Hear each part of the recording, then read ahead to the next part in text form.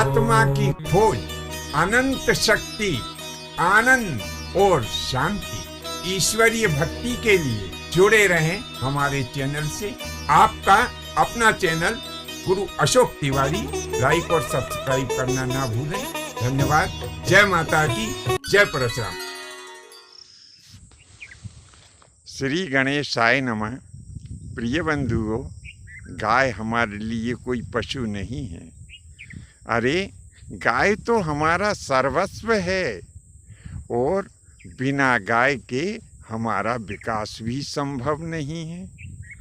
इसीलिए भगवान श्री कृष्णचंद्र जी महाराज ने अपने अनेकों नामों में से एक नाम गोपाल भी धारण किया था।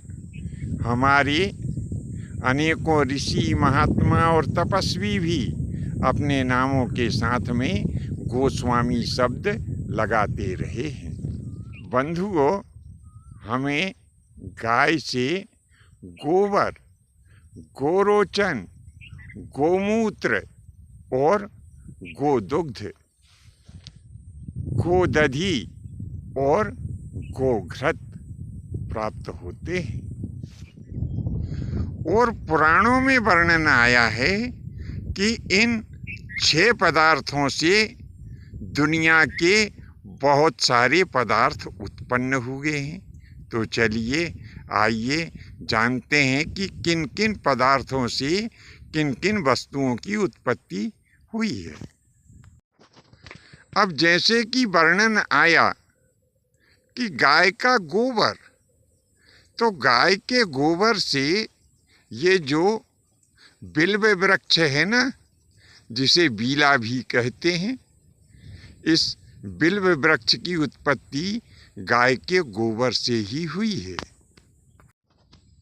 और कमल का जो बीज है वह भी गाय के गोबर से ही उत्पन्न हुआ है, ऐसा हमारे पुराणों में वर्णन प्राप्त होता है। अब दूसरे क्रम पर हम बता रहे हैं गोरोचन के बारे में। अरे यह गोरोचन बड़ा ही दिव्य पदार्थ है।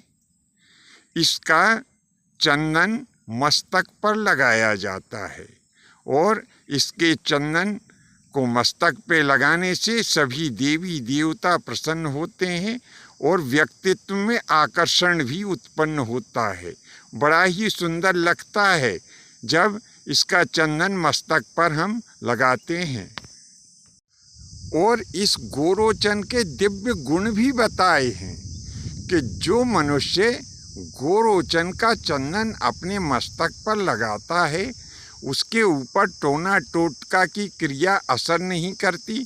भूत प्रेत पिशाच योगिनी डाकनी शाकनी ये सब जो है उसके पास में नहीं आते हैं।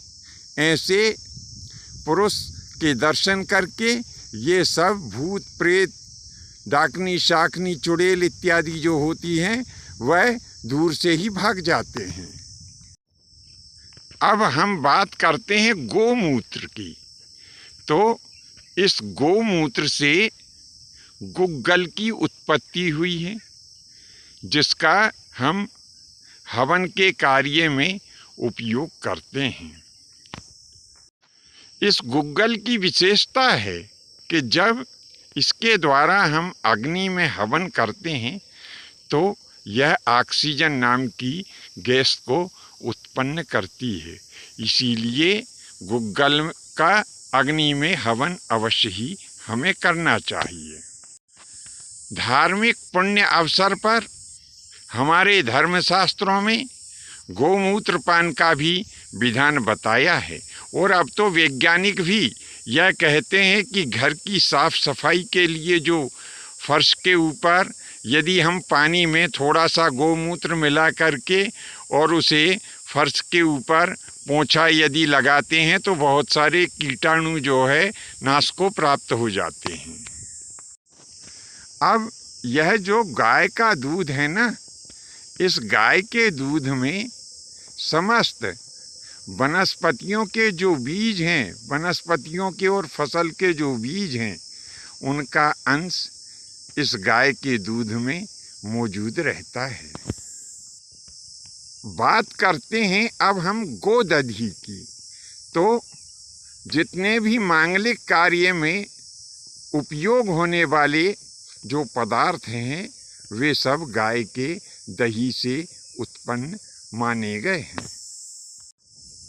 अब हम बता रहे हैं गाय के घी के संबंध में। तो शास्त्रों में तो यहाँ तक कहा गया है कि यह गाय का घी जो है वो अमृत का ही रूप है। इसका सेवन करने से मनुष्य दीर्घजीवी होता है और निरोग रहता है। हवी पदार्थों में इसका सम्मिश्रण करके जो हम हविष्यन अग्नि में छोड़ते हैं उससे देवता लोग तृप्त होकर के हमें आशीर्वाद प्रदान करते हैं। बंधुओं, आज के लिए बस इतना ही। शेष अगले भाग में नए विषय के साथ में आपकी सेवा में उपस्थित होंगे। आज्ञा दीजिए। धन्यवाद। जय माता की, जय परशुराम जी की।